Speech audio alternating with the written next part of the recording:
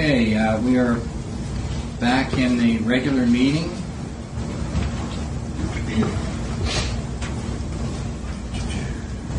I'd make a motion to adopt the agenda.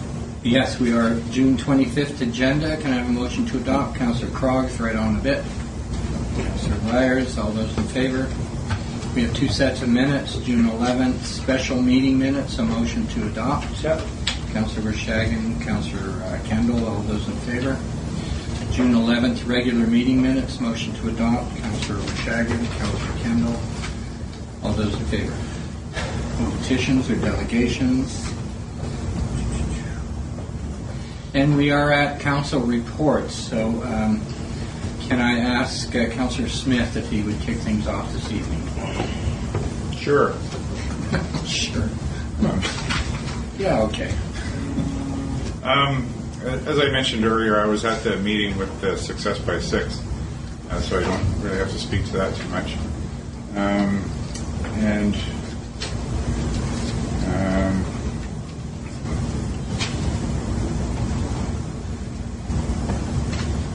Do you want to come back to you? I can go on to Councillor Crogg. He was anticipatory. Yes, I'm Councillor actually Crogg. trying to upload a thing right now. Okay, just a couple of things. One is that on the 22nd, 23rd, and 24th, I attended an event in the Boundary this side of Greenwood, which was a Boundary paintball tournament. It used to be held here a few years back, and they would have anywhere from 150 to 200 participants. And they put a lot of time and effort into it. And then volunteerism, it kind of dropped off. And happy to say that it was back for the weekend. There was approximately 150 participants from all over the Lower Mainland. They even, while they had a team from Squamish, we had some locals that were out on the field. We had a lot of Okanagan interest and stuff, and they're dedicated players because they were tenting during that weather. So I was out there. I didn't experience what happened here in Grand Forks, but I thought we were in the eye of the storm out in on the outside of Greenwood there, but I guess it was hitting everybody at the same time. So people were waking up, sleeping in puddles, and we had lightning hitting all basically around.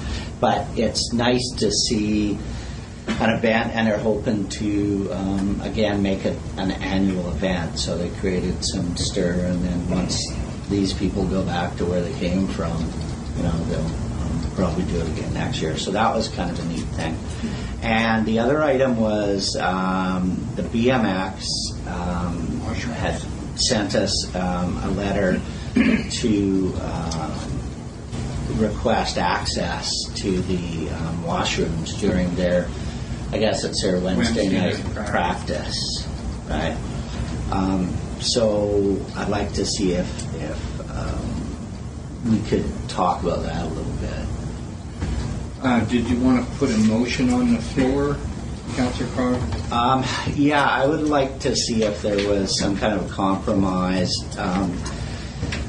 We've had the washrooms that are closest. There are public washrooms that are a little bit further away, but the closest ones were reserved for the campsite use, and they are the closest to the actual BMX track.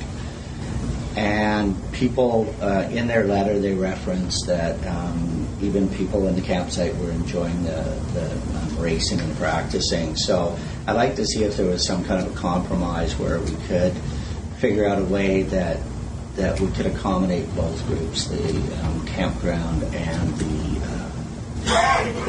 So your motion would be that we seek a compromise position on the use of the washrooms by the BMX. Yeah. Is that satisfying? Yeah.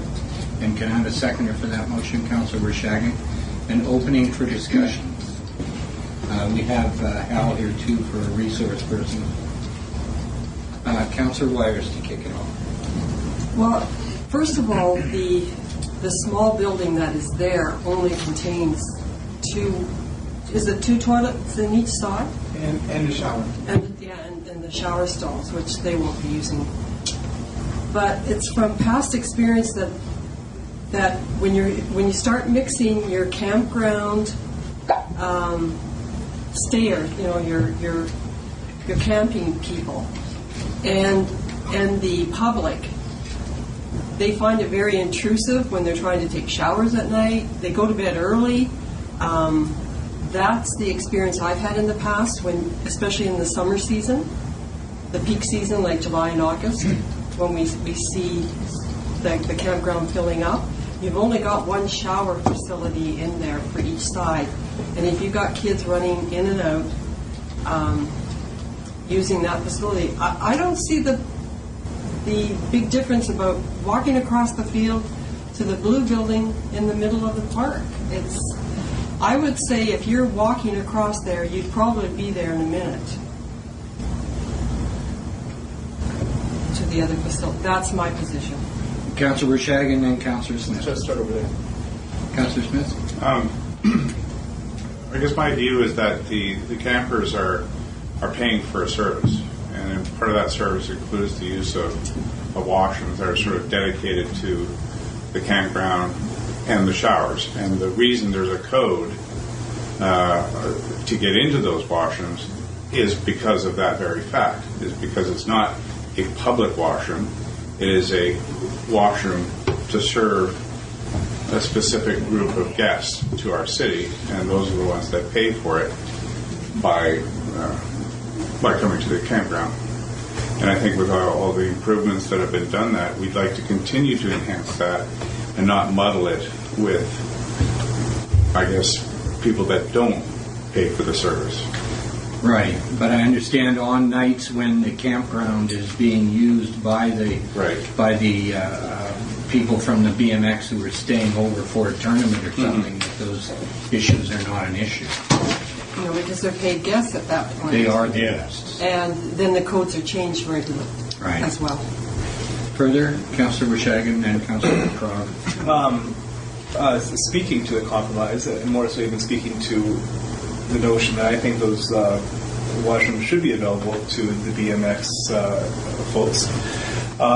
As they're only there for a few hours, one day a week, midweek. It's certainly not exactly a weekend crowd that's camping. Number one, number two, the city of Grand Forks got themselves into this dilemma. We're the ones who built the campground. We're the ones who allowed the BMX. We're the ones who put in that rugby field. This situation is only going to compound and get worse.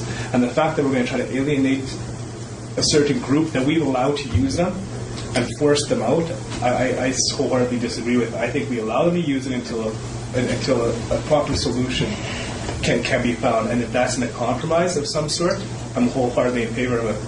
But to force a user group that we allowed in there away, I can't support that. Councillor Krog?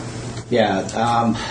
During their letter, they addressed some of the concerns. It says, during races, almost all our parents are volunteering. And in the past, the kids could go to the bathroom on their own because it's close. It no longer feels secure to allow the young kids to cross City Park on their own to use the bathroom. So that makes for less active volunteerism at the track. So that's what their concern is, the younger kids. They'll talk about walking. I'm thinking, wait a minute, you're BMX, you should run. But anyways, so that's their concern about the distance. It's not that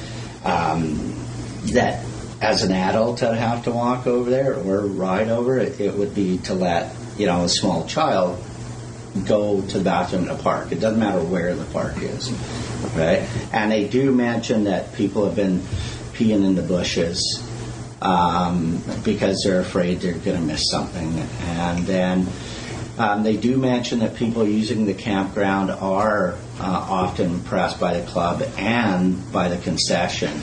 So she states that yesterday a man from Toronto camping in a park gave us huge compliments, stayed to watch all the races, and they seem to be happy that the kids are there.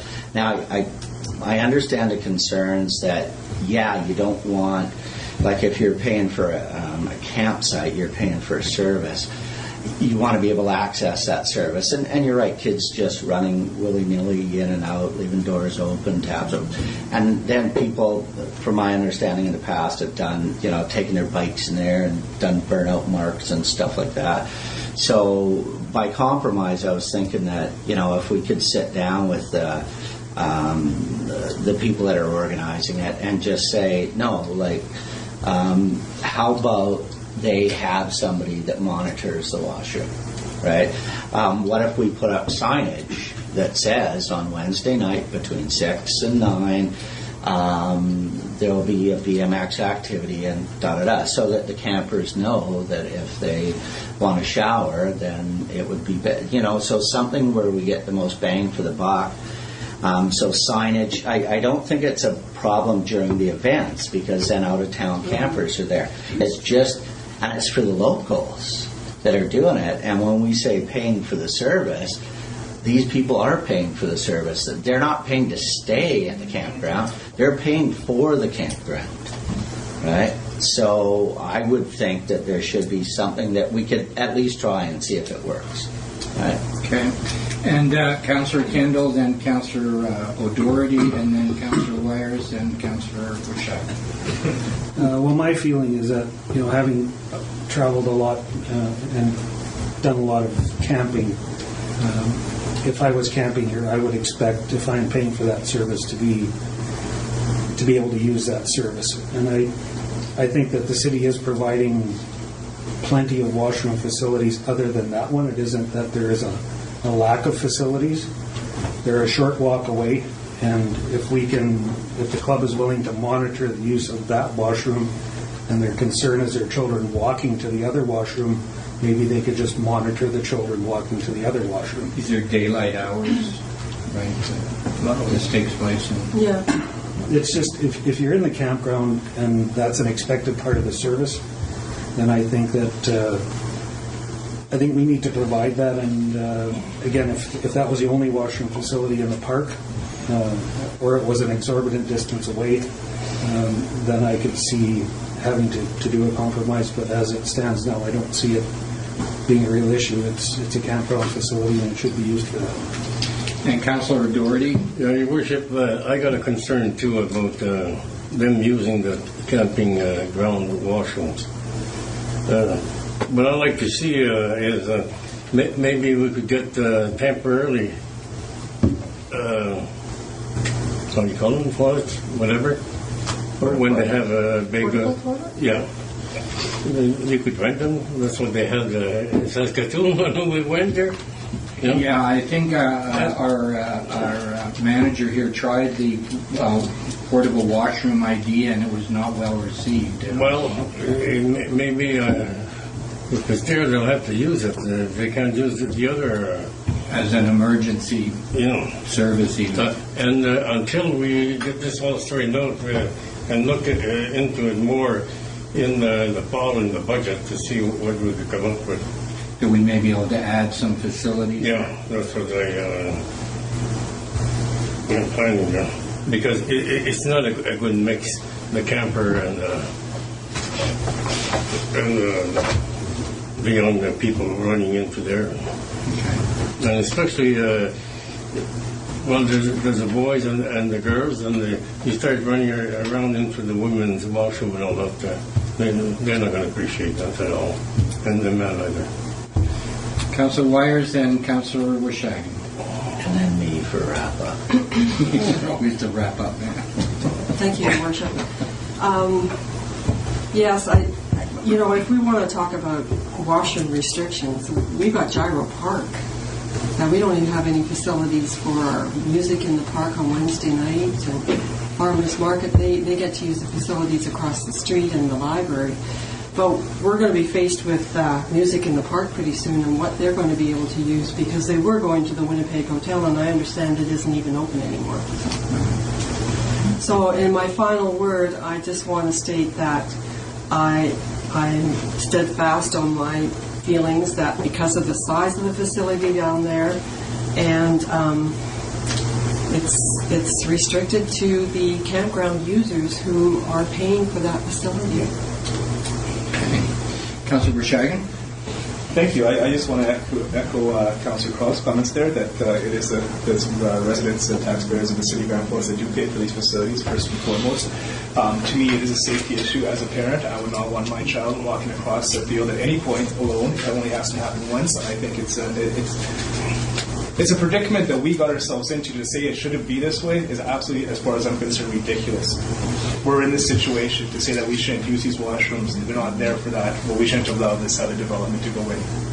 As far as I see it, we're in this spot. We got to fix it. It's a safety concern. I wouldn't want my children walking across that field at any point alone. Thank you.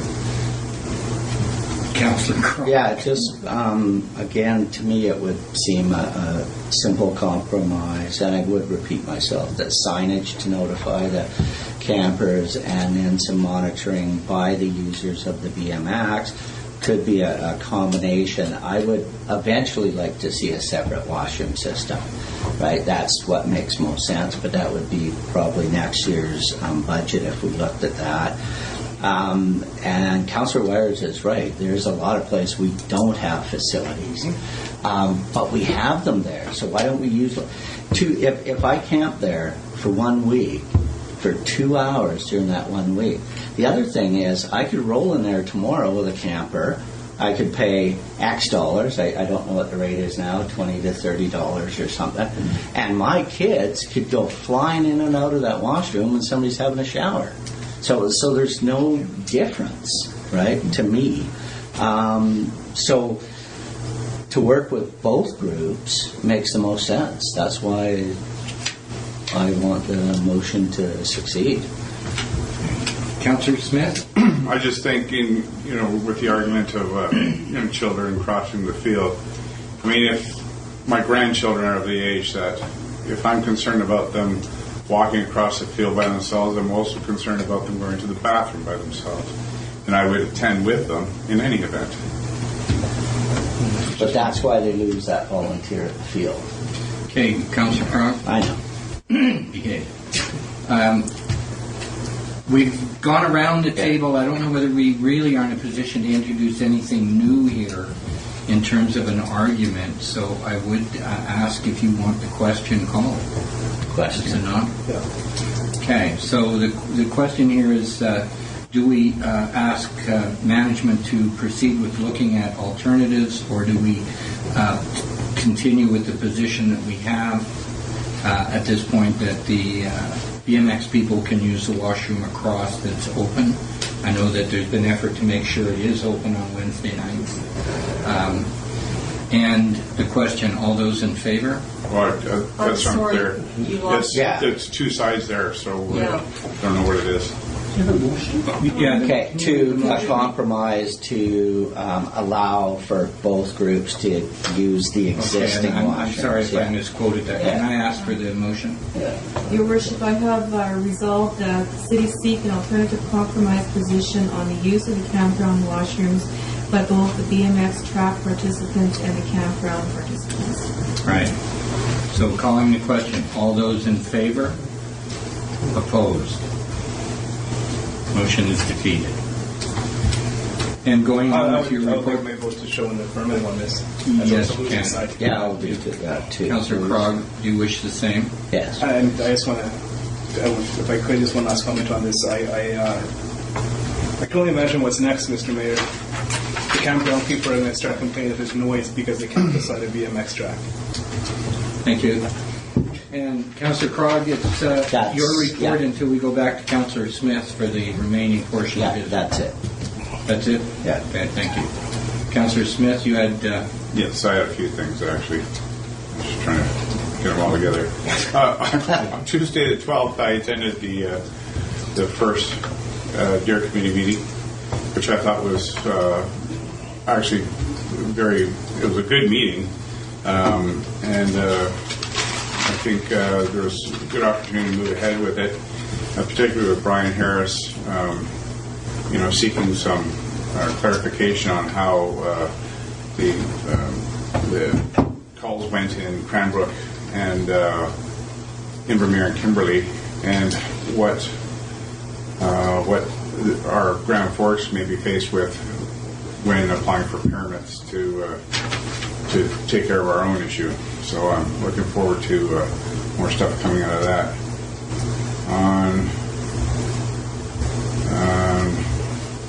On the 15th, I went to Penticton on another matter, but took the opportunity to meet up with Barb Haynes, who is the executive director for the Downtown Penticton Association, which is essentially a business improvement association.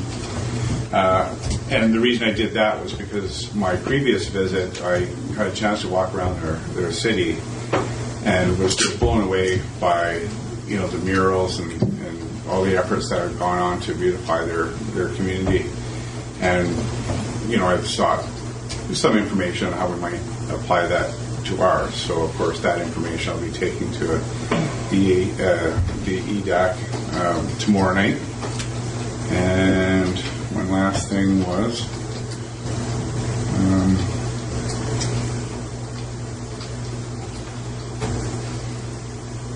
that is it.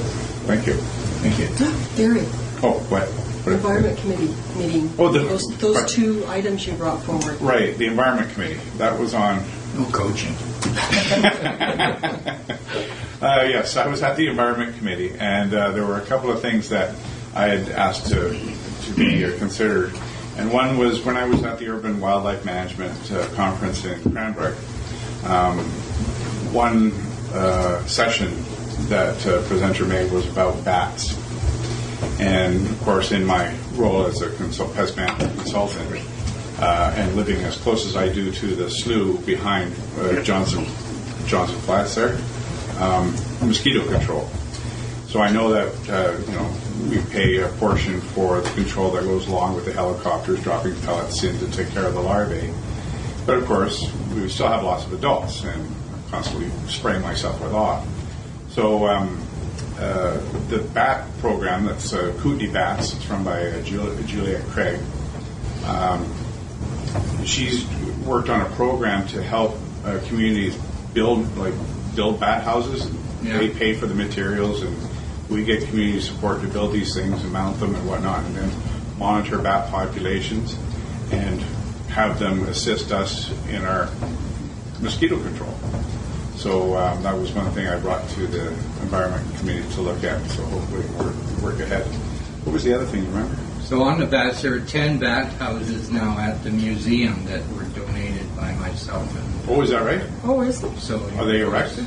I don't know whether Bob McDonalaire Bob DeMartelaire might have put them up yet. Okay. I'm not sure. Well, I've asked our manager of operations if we could take a look around town to identify some spots where we might also put them in the city proper to help that. But the other thing was you remember? I left that up to you because Sarah took notes, remember? Yeah. Okay, well, you get back to us later. Yeah. Catherine Kendall. Thank you, Your Worship. June 13th, I attended a meeting at the Boundary Museum. They're doing a lot of great work up there, and it's encouraging to see their attendance is up, and there's some functions being booked there for the summer, so it's very encouraging what's happening up there. We had a short discussion about the possibility of hosting some type of a food event in the future in cooperation with the Museum Society. They were quite receptive to that idea. An example would be a Borscht Festival or something along those lines. So they'd like to continue discussions with the city on that regard, and hopefully we can work something out. On June 19th, I was at a meeting with the local ATV club and representatives from the provincial government regarding collaborative efforts on our trails, the motorized vehicles and non-motorized vehicles, and how that issue can be resolved. And the word from the provincial government is that they realize that it's a very volatile issue, and they've decided that they can't parachute in and fix it. So they're leaving the discussions on how to cooperate and use these trails where everyone can use them, up to the people who are using them. So that was kind of an eye-opening event. One last comment on that. There's going to be an announcement from the ATV Club at the Art Gallery on the 28th of June at 10 a.m. regarding quite an elaborate initiative that they've got a grant for, that they're going to be doing. I don't want to kind of spill the beans, but there will be an announcement that I think is going to be very good for tourism and stuff in the area. So that's encouraging, and I would encourage anyone who's interested to attend. And the last thing on my report is I'd like to put forward a motion for city staff to compile some information on the ownership agreements and usage of the buildings in Gyro Park. Yeah. It's been brought up to me by several people as to whether those facilities could be utilized for something other than artifact storage, and I would like to find out kind of what the position is there on those buildings. All right, second that. Okay, and so a motion is that we look at the Gyro Park situation. Who owns the artifacts? Who owns the buildings?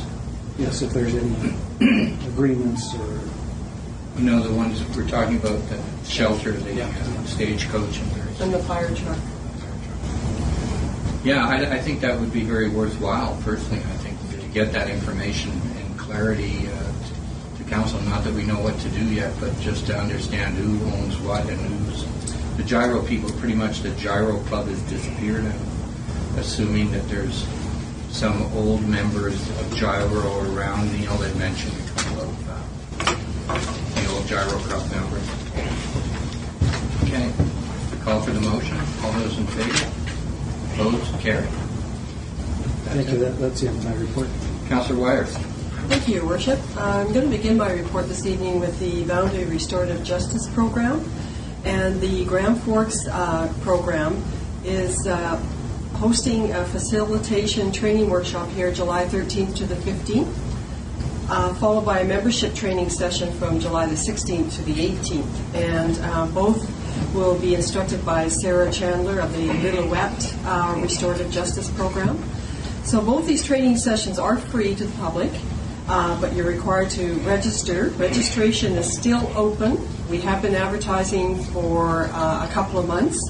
There's a few spots left. And Richard Tarnoff, a local resident, is the contact at 442-8633. Registration to date, you'll be interested to note that we have registration from Chilliwack, Sicamous, and Prince George included in the workshop. So we have regional participation. I attended the graduation of the Grand Forks Secondary School graduates on June the 16th, and it was a spectacular event. The beautiful gowns and the opportunity just to see our youth and how many in our community have graduated successfully, and I believe there was 89. There was a high 89 number. graduates. So I presented the scholarship on behalf of the City of Grand Forks to Dana Wolostoff, and Councillor Smith presented the other two scholarships that were available to the graduates from the City of Grand Forks. Moving on to the Grand Forks Environment Committee. We reconvened the committee on June 21st at the Regional District Boardroom. I was chairing the meeting, and Councillor Smith is the co-chair, and who was also in attendance. The meeting was well attended, where summer student Jordan Andrews presented a PowerPoint presentation introducing the nephelometer study he's currently conducting throughout our community. It's in partnership with the BC Lung Association, who also sit at the table for the Environment Committee, and the University of Victoria. So Andrew received his training at the University of Victoria 2 weeks prior and took possession of the portable nephelometer. Volunteers came forward from the committee attendees to be trained for continued monitoring after Andrew leaves our employment the end of August. And for clarification, Andrew's employment here was the result of successfully achieving the Canada's Summer Student Program funding for just over $2,500, and the balance is coming from the budget that we have for the Environment Committee work for 2012. So the volunteers who came forward, interesting enough, was John Veer, who coordinates the wood stove program, and will be vital in air monitoring during the winter when wood stove operation is prevalent throughout our community.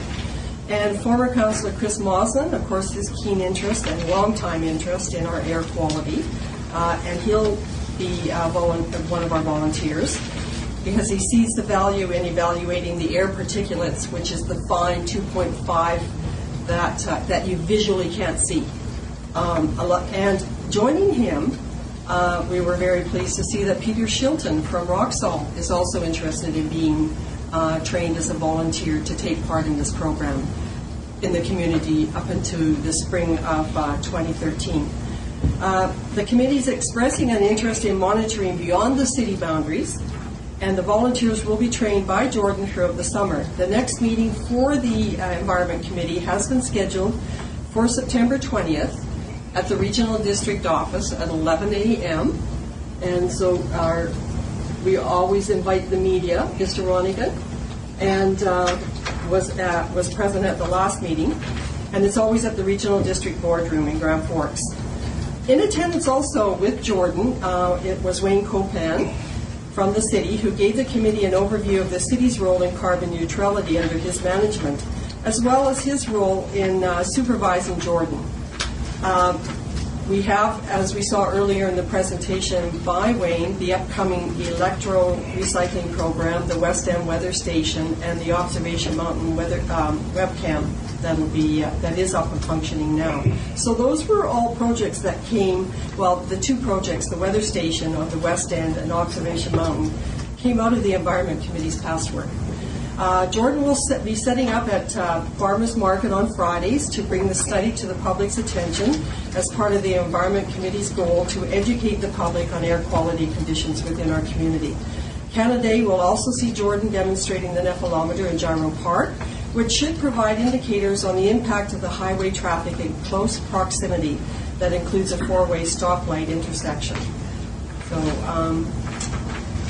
I just want to make everyone aware that Canada Day is just around the corner this Sunday, July the 1st, 11 o'clock a.m. And this year's celebration is the Queen's Jubilee at Gyro Park, so plan to attend. There's lots of entertainment and fun for the entire family. And on June 29th, I will be attending the AKBLG, the Association of Kootenay Boundary Local Governments executive meeting in Golden, as my role as director representing the Boundary region. And finally, I want to wish my husband, Ron, a happy 65th birthday today, honey. Oh, He's probably sitting at home because 9:30 is past the steak time, but I did leave him a steak dinner and candles and a cake, and thinking that we'd be out of here at 7:30. well, I'm working on it. But that's my final report for this evening. Thank you. Thank you, Councillor. Councillor Doherty. Oh, I had a rough month, Your Worship.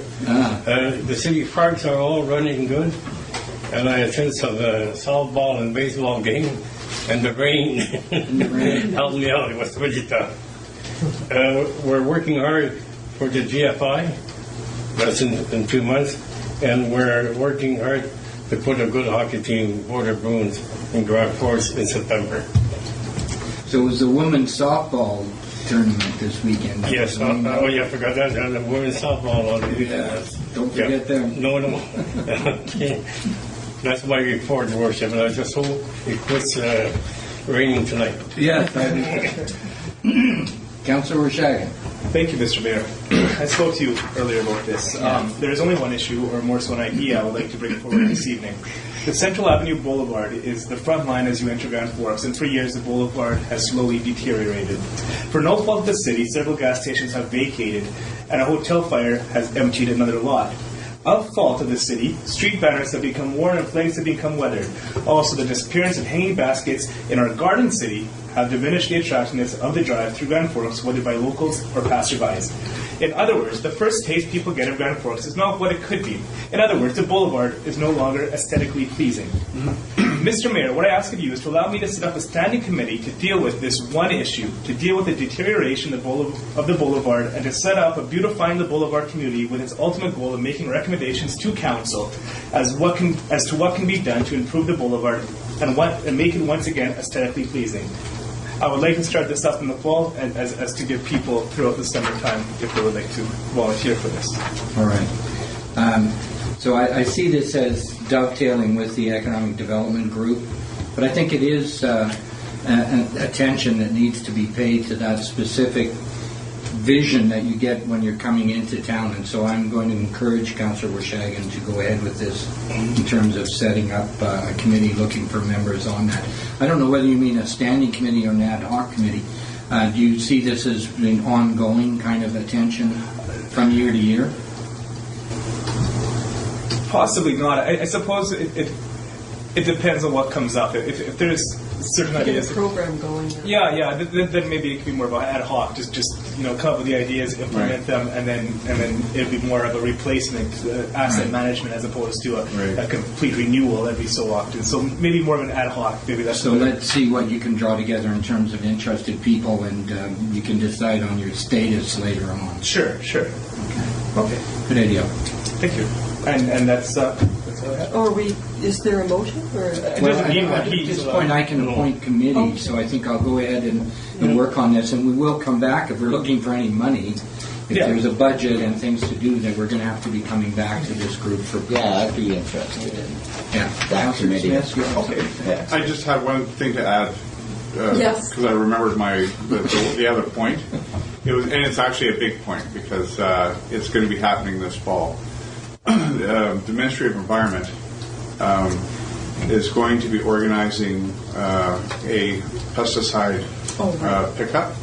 So obsolete pesticides, unused pesticides, pesticides that lost their registration, whatnot, are going to be, there's going to be I think it's called Grower Supply or Grower Central in Penticton or Kelowna is going to be the repository for all this stuff. And I'm hoping that through the Environment Committee that we'll be able to organize our own sort of depot where then those pesticides are gathered up and then taken by transport to Kelowna for their disposal. Now, I don't know if because there's a lot of awareness that has to come out, and I'm just wondering if the city could include it in its newsletter as I prepare some more solid information on where, when, and how we could advertise through our city newsletter or support it in some other way to get people to encourage people to bring their unused and unwanted pesticides to a place here in the city if we can figure that out through the Environment Committee. I'm sure if you coordinate that with Diane, that she'd be more than pleased to put it into our newsletter. Thank you. I have a couple items that I'd like to, because they cross over here, I'd like to make this my regional district report as well, so I'll present this and then ask for a motion to include both. First item is the Deer Committee. And we have decided as a Deer Committee that we need some secretarial support. So I'm planning to go ahead with that. I have the name of a young lady to interview just to come to the meetings to take minutes and to do a bit of follow-up on that. So I'll be reporting that back through council here, but I'd like to interview the lady first. But it takes the pressure off our own staff to attend these meetings and to do that function, knowing the kind of pressures that they're under right now. So that would come out of the Deer Committee budget. The other thing on the Deer Committee is the dispatching of injured animals was included with the animal control services last year. We didn't have a lot of incidents, but it was nice that we had that option of putting in the number for the animal control officer as one of a number of people that can be called to dispatch animals. So we will be quickly posting this new RFP for animal control in August, and hiring or renewing, whatever we do with that, within a month. The issue of cats, which I had brought up before, I really didn't get anywhere at all with that with the regional people. So I can tell you right now, unless we want to really make a stand on cats, we are not going to get support from the regional table. Linda Shand is in the hospital. I don't know who else is looking after cats, but this problem isn't going to go away. But at this point in time, I can't put it into the animal control contract because there is big resistance from all concerned who pay for this. Councillor Wershang. May I ask why there's such resistance? Well, one is that they're legislatively not allowed to deal with cats. We are. It's an old rule from 1890 or something. Plague and all that kind of Yeah. stuff. So we're not allowed to. They're not allowed to kill cats or to deal with cats because they keep the plague down. It's a crazy thing. But at this point, I can tell you that Area D, Area C, Midway, and Greenwood, which are the participants, are not in favor of it. So I only have one vote there, and it's not going to win. I have a solution to the problem. Why don't we take all the cats there to the regional district? They tried dropping them off at my house last year. Councillor Crog. Yeah, my request or concern was, would Linda or whoever the group is be allowed to use the facility on No. those? That's specifically what I asked, if we could. Okay, use and the some reason cat for litter. that? They felt that the animals would introduce infection to the building, and that it would be an irritant to various groups that are there, the weavers and spinners and the woodworkers. Anyway, I'm just telling you right now, unless you want to really make an issue of it, you're not going to win it. Like, I know there's actually two buildings there, one designed to hold animals, Yeah. with the cat playroom and then the cage part. And then there's the other building, which was always the accessory building. And what I was wanting to see if could happen, they could use the part of the building specifically that was designed for that, with all of it, not...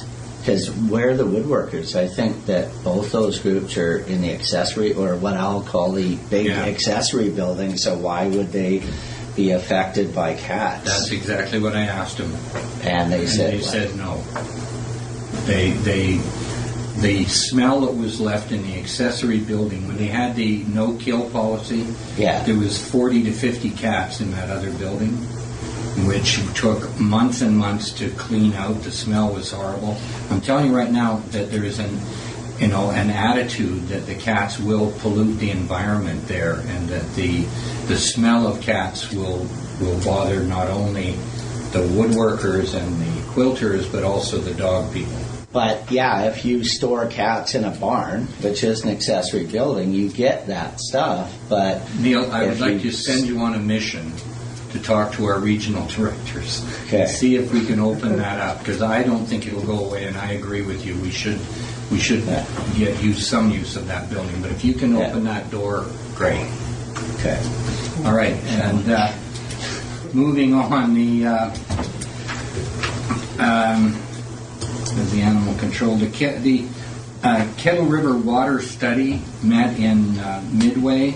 The technical report came out, so we're at a stage now where we're getting feedback to the technical report, but things are moving fairly quickly to us, looking at various kinds of mitigation possibilities here. But at this point, the response to the technical report is the position we're in at this point. The other exciting thing that's going on is that we are beginning to look at the boundary as an independent area. So we're beginning to analyze, Council wanted to do this, we're beginning to analyze the finances of the boundary from Christina Lake to Big White, to just begin a preliminary look at what's on the books in terms of revenue and expenses, and what that means for us in our relationship to the other side, to Trail and Castlegar. So it's very preliminary. I'll report back on that. We're getting some statistics out, and we're beginning to question the governance structure, which I'm sure you'll all be happy about. And the first step in that is the financial analysis.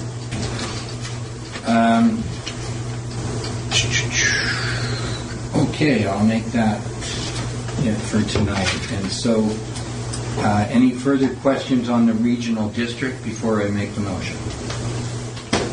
Hearing none, so a motion to accept the report of councillors and the regional district report. Councillor Wires, second Councillor Doherty. All those in favor? Carried. And we are moving down to business. Volunteer Appreciation Evening. We are getting organized with this early, and this year's appreciation will be October the 11th at Gallery 2.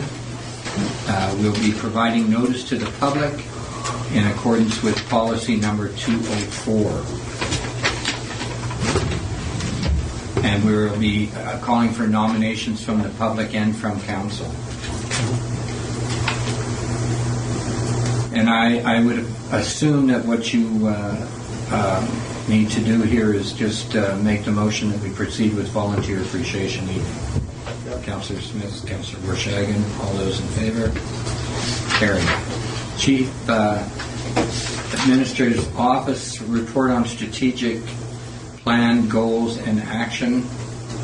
And city staff have been asked to provide us with a land inventory. And so you have provided the beginning of an analysis of what we have. I don't think it goes quite far enough. Councillor Vershagen has mentioned his concerns about whether or not some of these properties should be held and some should be disposed of. But I think this is a good start. The information will go to the Economic Advisory Committee, Economic Development Advisory Committee, and a motion to receive this and to proceed with that plan. Councillor Doherty, Councillor Kendall, all those in favor? Opposed? Carried.